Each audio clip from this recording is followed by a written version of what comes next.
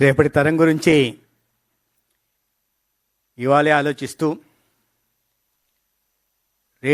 రేపటి తరం భవిష్యత్తు కోసం పునాదులు వేస్తున్న రాజనీతిజ్ఞులు ఆంధ్రప్రదేశ్ రాష్ట్ర గౌరవ ముఖ్యమంత్రి వర్యులు చంద్రబాబు నాయుడు గారికి, కేంద్ర మంత్రివర్యులు సోదరులు చంద్రశేఖర్ గారికి, గౌరవ శాసనసభ్యులు నషీర్ గారికి, మాధవి గారికి,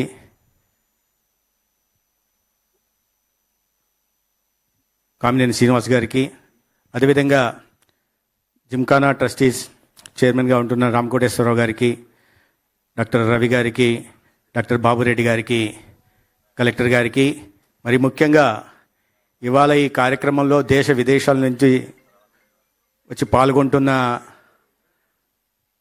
అనేక మంది డాక్టర్లకి, ఈ కళాశాల పూర్వ విద్యార్థులందరికీ కూడా నమస్కారం తెలియజేస్తున్నాం. మొదటగా మీరు చదువుకున్న ఈ కళాశాల పట్ల మీ గౌరవానికి, మీరు చూపుతున్న గౌరవానికి, సమాజ హితం పట్ల మీకున్న అంకిత భావానికి, ప్రజల ఆరోగ్యం పట్ల మీకున్న చిత్తశుద్ధికి, మీ సేవానిరతికి మొదటగా చేతులెత్తి నమస్కరిస్తున్నాం.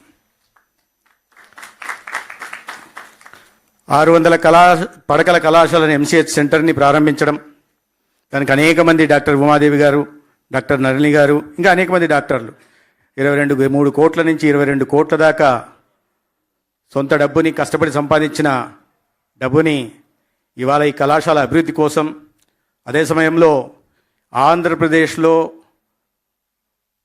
తల్లి బిడ్డల కోసం మీరు మీ దాతృత్వం చూపడం అది చాలా గొప్ప విషయం. నేను మొన్న కేంద్ర మంత్రి గారిని కలిశాను, నడ్డా గారిని కలిసి, సార్ ఇట్లా జరిగింది, ముఖ్యమంత్రి గారు వస్తున్నారు, మీరు కూడా రాగలరా అని అడిగా. Then he was surprise. Then he asked me, are you sure Satya the alumni association of that college contributed 100 crores? I said, yes, sir.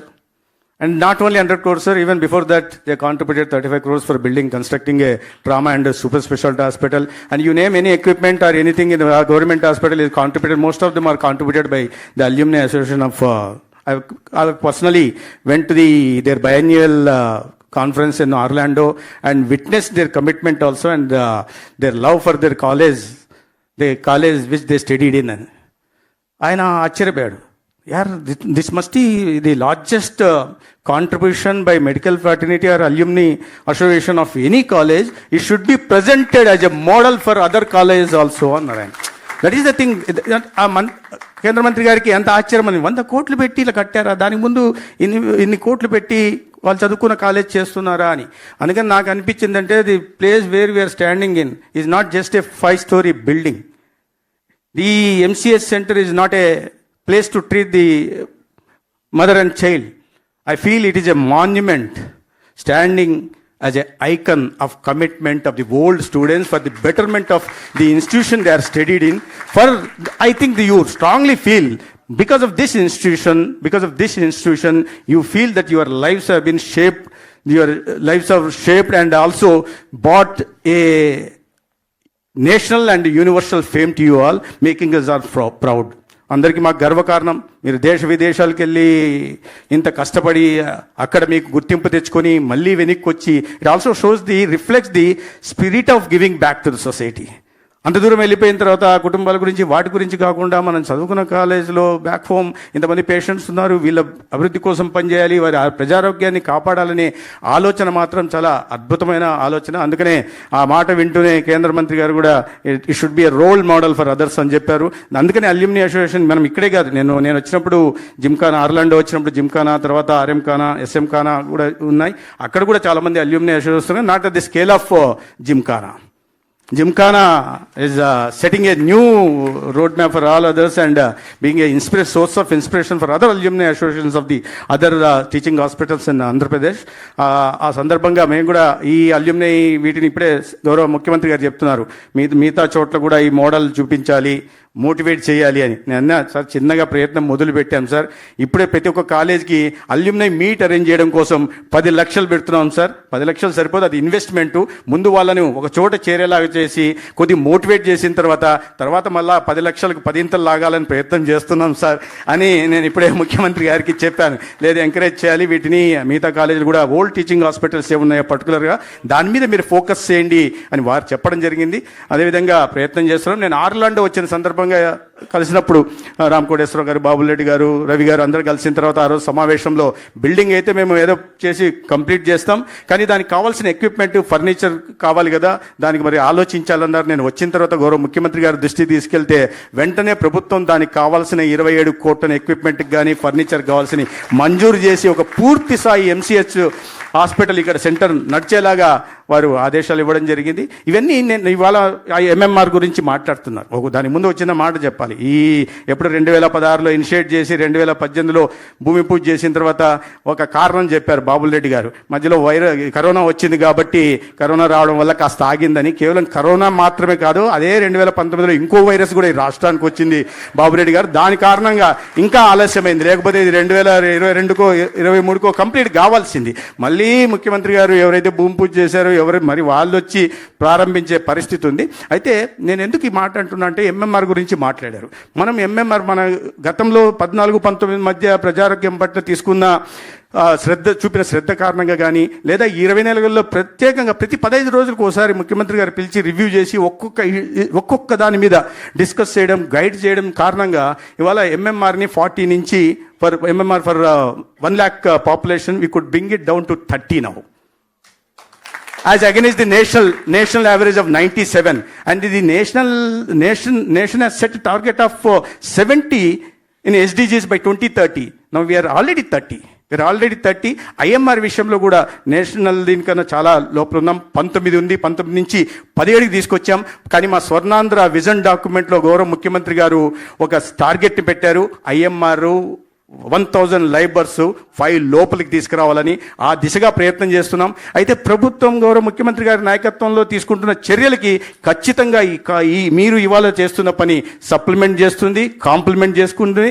రాబోయే రోజుల్లో స్వర్ణాంధ్ర విజన్ డాక్యుమెంట్లో ఏదైతే లక్ష్యాన్ని నిర్దేశించుకున్నామో దాన్ని ఖచ్చితంగా చేరుతీర్తాం. ఒక ఆరోగ్య ఆంధ్రప్రదేశ్ని వెల్దీ హ్యాపీ ఆంధ్రప్రదేశ్ నిర్మాణం చేస్తాం. మీలాంటి వదాన్యుల సహకారం ఉన్నంత వరకు, మీ గైడెన్స్ ఉన్నంత వరకు, ముఖ్యమంత్రి గారు లాంటి మార్గదర్శనంలో ఖచ్చితంగా చేసే ప్రయత్నం చేస్తాం.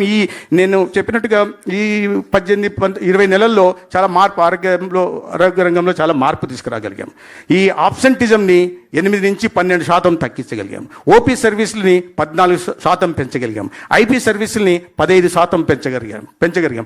మా ఈ ఇండియన్ పబ్లిక్ హెల్త్ స్టాండర్డ్స్ ప్రకారం స్టాండర్డ్స్ కన్నా వాళ్ళు పెట్టిన టార్గెట్స్ కన్నా ఎక్కువ రీచ్ అయ్యాం. మొన్న డిసెంబర్ మంత్ని మేము ఈ టీచింగ్ హాస్పిటల్ 17 టీచింగ్ హాస్పిటల్ తీసుకుంటే as against the target of 100, the OP services have gone up to 140, IP services have gone up to 144%, and the diagnostic lab and diagnostic tests gone up by whopping 250%. Surgeries gone up by 152%.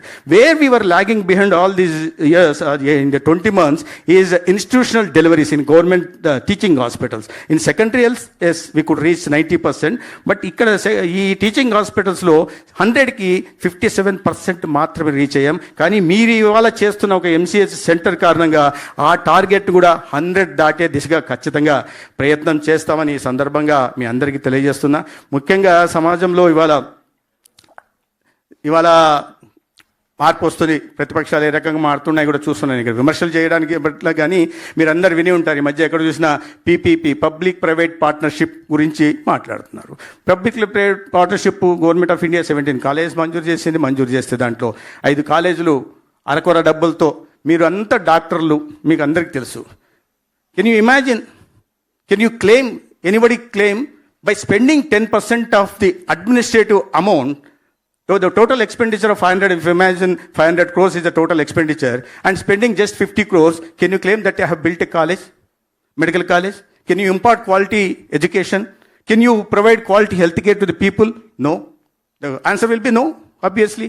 But పాత government 50 కోట్లు ఖర్చు పెట్టి ఒక కాలేజీని అరకొరగా వచ్చి college building hostel బిల్డింగ్లు కట్టకుండా, లేదా హాస్పిటల్ బిల్డింగ్ భూమి పూజ కూడా చేయకుండా 5 కాలేజీలను ప్రారంభించేసి మేము ఇక్కడ నాణ్యమైన విద్యను ఇచ్చాం అని చెప్పడం మొదలుపెట్టారు. 8,500 కోట్లు ఖర్చు పెట్టాల్సి వస్తే 1,500 కోట్లు ఖర్చు పెట్టి, మొత్తం గ్రాంట్ కూడా సెంటర్ నుంచి వస్తే 1,500 కోట్లు మాత్రమే ఖర్చు పెట్టి, ఆ 1,500 కోట్లలోనే గతంలో ముఖ్యమంత్రిగా ఉంటున్న వ్యక్తి ఆ నియోజకవర్గంలో, ఆయన నియోజకవర్గంలో మాత్రమే 400 కోట్లు ఖర్చు పెట్టి నేను కాలేజీలన్నీ కట్టేసా, చంద్రబాబు నాయుడు గారు వచ్చిన తర్వాత వాటిని మొదలు పెట్టట్లేదని. అరే, అన్నీ ఫౌండేషన్ లెవెల్లో ఉన్నాయి, లేదా ఒక ఫ్లోరు మొండిగోడలు ఉన్నాయి. వాటిని మెడికల్ కాలేజీలను అంటే బయట నుంచి మీరు వెళ్ళి చూస్తే వాటిని చూసి నవ్వుతారు.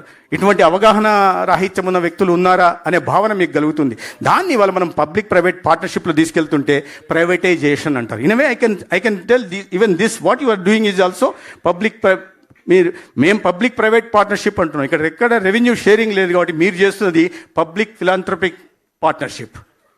దాన్ని పీపీపీ మోడల్లో చేయాలని మేము ఇక్కడ చేస్తున్నాం.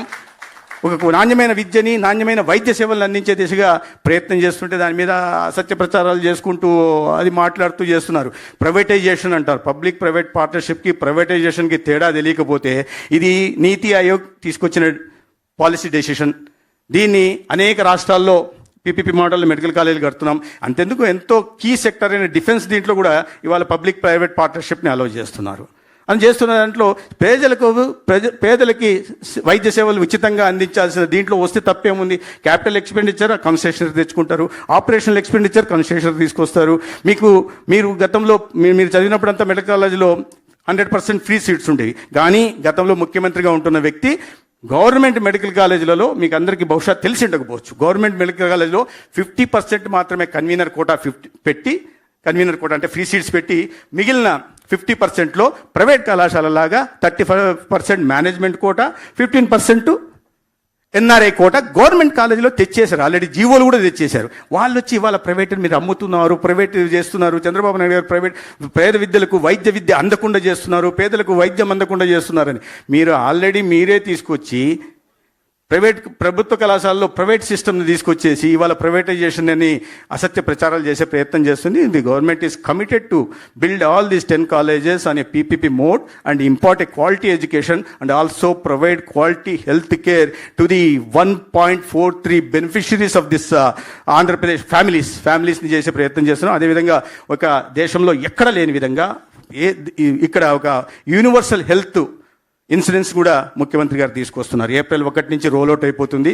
1,43,00,000 పేదల కుటుంబాలకి అలా 2.5 లక్షల ద్వారా ఇన్సూరెన్స్ ఇస్తాం. దాని తర్వాత ఎనీథింగ్ అబోవ్ ఇన్సూరెన్స్ అయిపోయిన తర్వాత 25 lakhs దాకా ఫ్రీ ట్రీట్మెంట్ కూడా ఈ ఎన్టీఆర్ వైద్య సేవకుండా ఎంపానల్డ్ హాస్పిటల్లో ఇస్తున్నాం. ప్రైవేటైజేషన్ గురించి మాట్లాడతారు. ఒకవైపు ఈ ఆరోగ్యశ్రీ ఎన్టీఆర్ వైద్య సేవ ఏం చెప్తున్నామో మనం ప్రైవేట్ హాస్పిటల్స్ డబ్బు కడుతున్నాం. 4,500 కోట్లు ఒకే సంవత్సరంలో కట్టాం. అవన్నీ కూడా ప్రైవేట్ హాస్పిటల్స్ కదా, అది ప్రైవేటైజేషన్ చేసినట్టేనా? ఇవాళ 65 డయాలసిస్ సెంటర్లు పీపీపీ మోడ్లో నడుస్తున్నాయి రాష్ట్రంలో. అంటే అవి ప్రైవేటైజ్ చేసి అమ్మేసినట్టేనా? ఇవాళ 1,60,000 డయాగ్నోస్టిక్ ఎక్విప్మెంట్లు from primary health to tertiary health, 1,60,000 diagnostic ఎక్విప్మెంట్లు right from the analyser to MRI private మోడల్లో చేస్తున్నాం. వాటిని అమ్మేసినట్టేనా? అంతెందుకు, మీరందరూ దేశ విదేశాల నుంచి వచ్చి ఇక్కడ ఈ కాలేజీలో 600 పడకల MCH సెంటర్ని కట్టారు. అంత మాత్రాన ఈ సెంటర్ని మీకు అమ్మేసేనట్టేనా? ఇటువంటి అసత్య ప్రచారాలు చేస్తున్నారు. అంటే ఎటువంటి వితండవాదం చేస్తారంటే, ఈ ముఖ్యమంత్రి గారు అన్ని విషయాలు చెప్తారు, మీరు తెలుసు కల్తీ, లడ్డులో కల్తీ అని. దాంట్లో కల్తీ ఉంది, ఇంకా ఉన్నాయి. 2 రిపోర్ట్లు వచ్చాయి. ఒక దాంట్లో పంది కొవ్వు ఉన్నాయని వచ్చింది, 2వ రిపోర్ట్ రాలేదు. ఇప్పుడు వాళ్ళే బయటకు వచ్చి దాంట్లో కల్తీ అన్నారు కానీ పంది కొవ్వు లేదన్నారు కదా అని. అరే, దాంట్లో నెయ్యే లేదని చెప్పారు. ఇప్పుడు నెయ్యే లేదన్నారు అంటే మళ్ళీ వితండవాదం. ఏ రకంగా వితండవాదం? ఏంటి, నేతి బీరకాయలో నెయ్యి ఉంటుందా? ఎలా అడుగుతారు మీరు? మైసూర్ బొండాలో మైసూర్ ఉంటుందా? ఎలా అడుగుతారు అని వితండవాదం చేసి ప్రజల్ని మభ్యపెట్టే ప్రయత్నం చేస్తున్నారు. వీటి నుంచి బయటకు వచ్చే ప్రయత్నం. ఇవాళ ముఖ్యమంత్రి గారు సంజీవని ప్రాజెక్ట్ గురించి ఒక అంబిషియస్, మీరు ఒక ప్రపంచానికి మోడల్ లాగా ఒక సంజీవని ప్రాజెక్ట్ తీసుకొస్తున్నారు. వారి మాటల్లోనే మీరు వింటే బాగుంటుంది. అదేవిధంగా ఈ ప్రజారోగ్యం కోసం పెద్దగా దృష్టి పెట్టి, అయితే ఒకటి ఉంది, ముఖ్యమంత్రి గారు మాకు చెప్తున్నది ఏంటంటే, మీరు రియాక్టివ్ క్యూరేటివ్ అప్రోచ్ నుంచి ఈ ప్రిడిక్టివ్ ప్రివెంటివ్ వెల్నెస్ అప్రోచ్ వైపు పోవాలా, మీ బడ్జెట్ తగ్గించాలా అని చెప్తుంటారు.